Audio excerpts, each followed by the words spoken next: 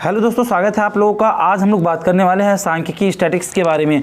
जी हाँ दोस्तों, जो बोर्ड के एग्जाम से इंपॉर्टेंट क्वेश्चंस स्टैटिक्स से पूछे जाते हैं उसी के बारे में मेरे पास एक पेपर है। मैं आपको दिखाने वाला हूँ कि स्टैटिक्स से कितने नंबर पूछे जाते हैं, यानी सांख्यिकी से कितने प्रश्न बोर्ड में आते हैं।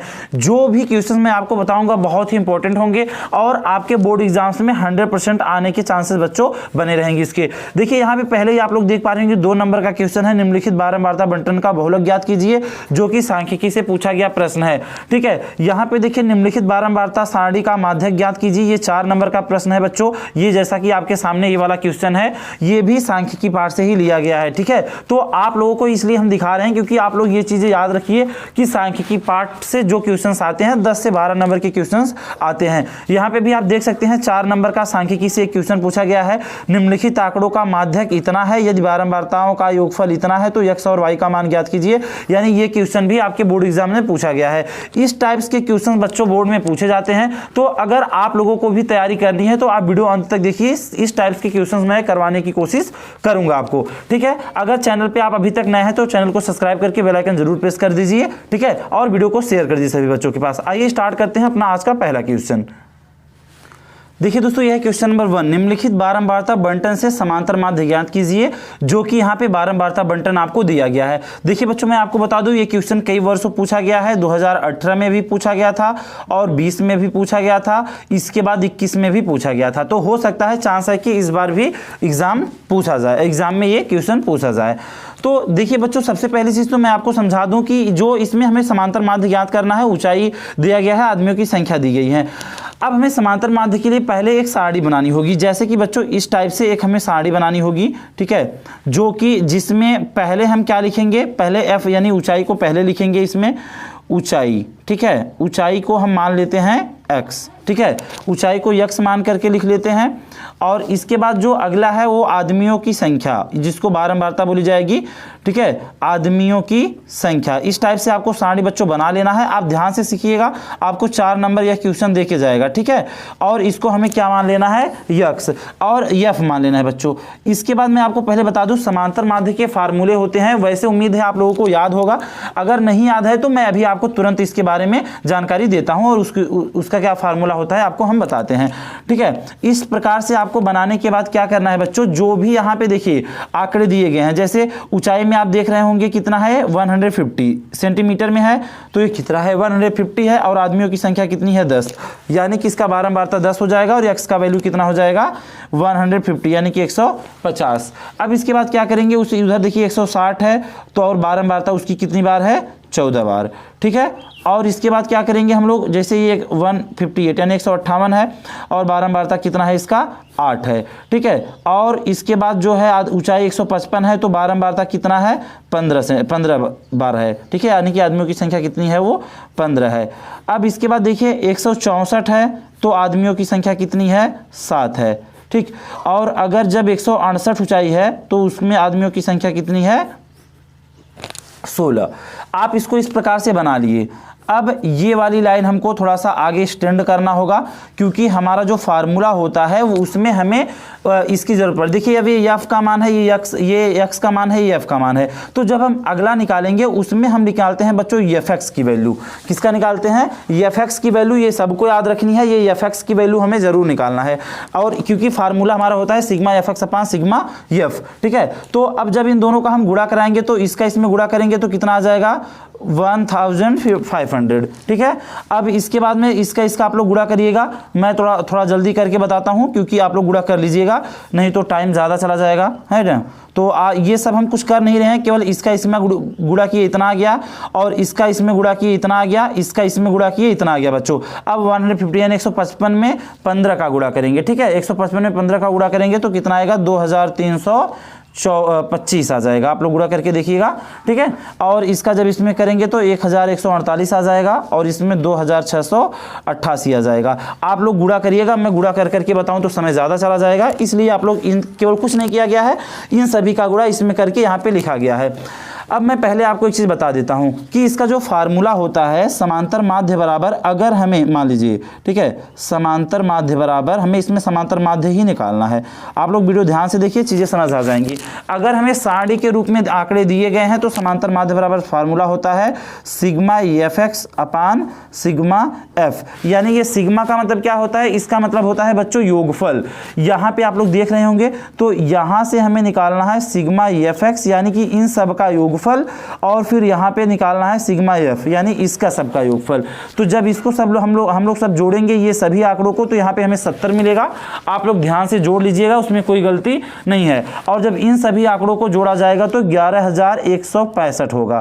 कितना होगा बच्चों, 11,165। आप लोग इसको आराम से स्थिर होकर के जोड़ लीजिएगा। बस इसके बाद हमें कुछ नहीं करना है। सिग्मा एफ एक्स अपान सिग्मा एफ फार्मूला होता है, यानी कि सिग्मा एफ एक्स की जगह पे हमको रख देना है 11,165, 11,165, और सिग्मा एफ की जगह पे हमें क्या रख देना है 70। ठीक है, अब इसको बस यही फार्मूला आपको याद रखना है। अगर इस टाइप का क्वेश्चन आ गया तो आप इसी सारणी को ऐसे कन्वर्ट कर देंगे, और इसके बाद में पहले को एक्स दूसरे को एफ मानेंगे, फिर अगला कॉलम होगा उसमें हमें एफ एक्स का वैल्यू निकालना रहेगा।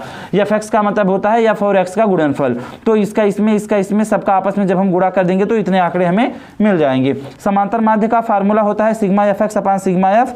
सिग्मा एफ एक्स की जगह पर ये पूरे सबका योगफल रख दिए, इसको रख दिए। अब हम इसका क्या करेंगे, इसमें भाग कर देंगे। बच्चों इसका भाग आप लोग कर लीजिएगा। जब इसका हम इसमें भाग करेंगे तो 159.5 आएगा, यानी कि जब इसका इसमें हम भाग देंगे तो 159.5 आएगा। यही हमारा क्या हो जाएगा, समांतर माध्य। तो इस टाइप का अगर आपको क्वेश्चन मिलता है तो आप इसको इस तरीके से पूरी तरीके से तैयार कर लेना है। सारी चीजें उम्मीद है इस टाइप का जो भी क्वेश्चन आएगा आपके एग्जाम में वो छूटना बच्चों नहीं चाहिए, केवल इसी तरीके से उसको आप हल कर लेंगे। अब हम लोग ध्यान देते हैं क्वेश्चन नंबर 2 पे।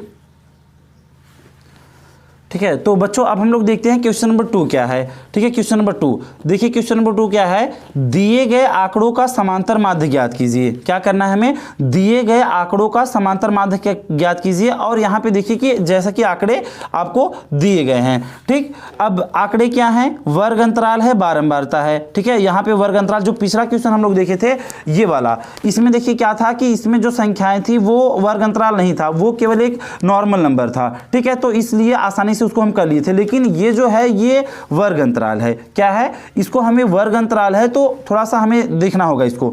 देखिए वर्ग अंतराल का थोड़ा सा रूल अलग होता है, वो भी सेम वैसे ही होता है। सारणी हमें वैसे ही बनानी है जैसे कि आपको मैं पिछले क्वेश्चन में बताया।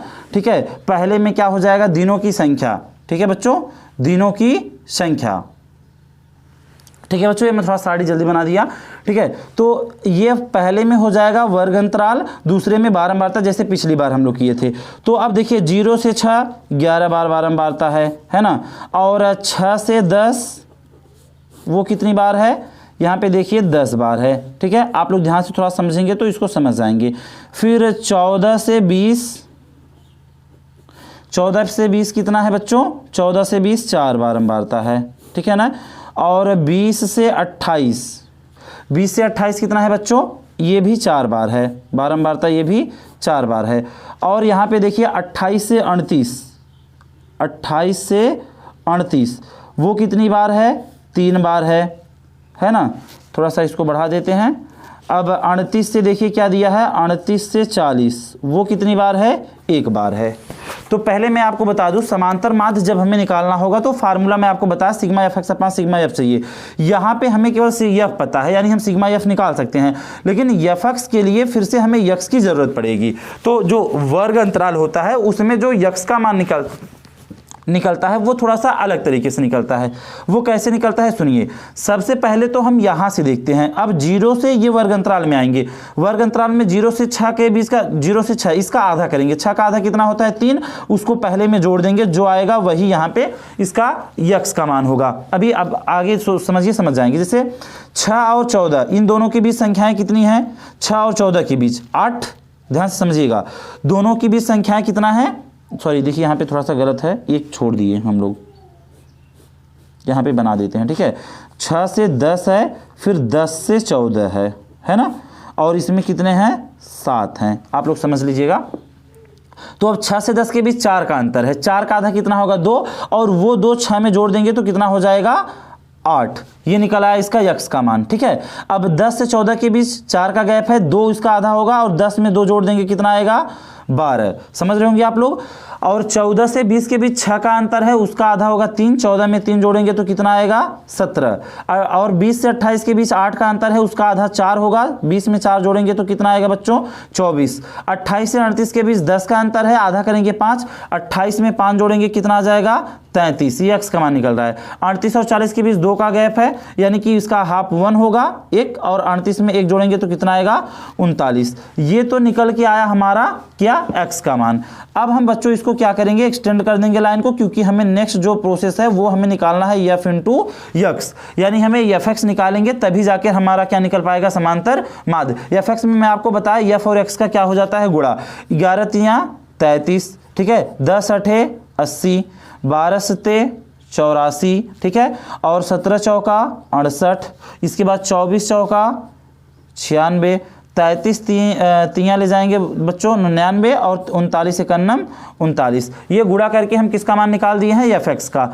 अब यहाँ पे हम लिखेंगे सिग्मा एफ एक्स, ठीक है, और यहाँ पे सिग्मा एफ दोनों जोड़ देंगे। इन सबको जब हम जोड़ेंगे 11 10 21, 21 4 25 4 29, 29 31 3 33, यानी इन सबको जोड़ने के बाद कितना आ रहा है बच्चों, आप लोग ध्यान से सुनिए, देखिए गलत हो रहा है, ये 7 छोड़ दिए, 10 11 और 10 21, 21 7 26, 26 4 30, 30 4 34, 34 हो गया।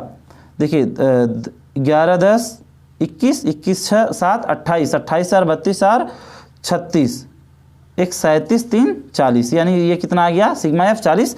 इसको ऐसे ही हम सब जोड़ लेंगे, आप लोग जोड़ लीजिएगा, अच्छे से जोड़ेंगे तो इसको आएगा 499। ये आ गया सिग्मा एफ एक्स का मान। फिर से वही सूत्र लगा देंगे, समांतर माध्य, ठीक है, समांतर माध्य इक्वल टू बच्चों फार्मूला हो जाएगा सिग्मा एफ एक्स अपान सिग्मा एफ, फार्मूला लगा दीजिए। अब इसका मान है कितना 499, सिग्मा एफ एक्स का मान है बटा सिग्मा एफ का मान कितना है 40। दोनों को हम क्या कर देंगे डिवाइड कर देंगे बच्चों, इन दोनों का भाग दे देंगे। आप लोग ध्यान से भाग दीजिएगा, जब इसका हम भाग देंगे तो 12.475 ये हमें मिलने वाला है, ठीक है। जब सिग्मा एफ एक्स और अपान सिग्मा एफ मान रखेंगे और इसका जब भाग करेंगे दोनों का तो मान कितना निकल के आएगा 12.475। यही आ गया इसका क्या समांतर माध्य, निकल के उसका फार्मूला आ गया, मतलब इसका मान वैल्यू निकल के आ गया। तो दोस्तों उम्मीद करते हैं समांतर माध्य दोनों तरीके से आपने निकालना सीख गए होंगे। अब आगे हम लोग माध्यक और बहुलक नेक्स्ट वीडियो में देखेंगे, ठीक है। वीडियो ज़्यादा लंबी ना हो इसलिए इसमें हम लोग केवल आप लोग डीपली अब इस टाइप्स के जितने भी, ध्यान से सुनिएगा, इस टाइप्स के जितने भी क्वेश्चन है सब आप लोग हल करिए, बुक से उठाइए और पूरे क्वेश्चंस को पूरा हल करिए, ठीक है। इस टाइप का डाउट क्लियर कर लीजिए, क्योंकि इस टाइप के जो भी क्वेश्चंस बुक्स में आपके एग्जाम में आने वाले हैं, मैं अभी आपको पेपर दिखाया था स्टार्टिंग में, तो ताकि वो क्वेश्चन आपके छूटे ना, ठीक है। और चैनल को सब्सक्राइब जरूर करिए, क्योंकि इसी तरीके का इंपॉर्टेंट नोटिफिकेशन आपको मिले जल्दी, ठीक है। इंपॉर्टेंट नोटिफिकेशन आपको जल्दी मिले तो चैनल आप सब्सक्राइब करिए, बेल आइकन प्रेस कर दीजिए, लाइक करिएगा दोस्तों, और वीडियो को शेयर कर दीजिए सभी के पास, जितने भी बच्चे बोर्ड्स में हैं अच्छे से तैयारी कर सके। Thank you so much.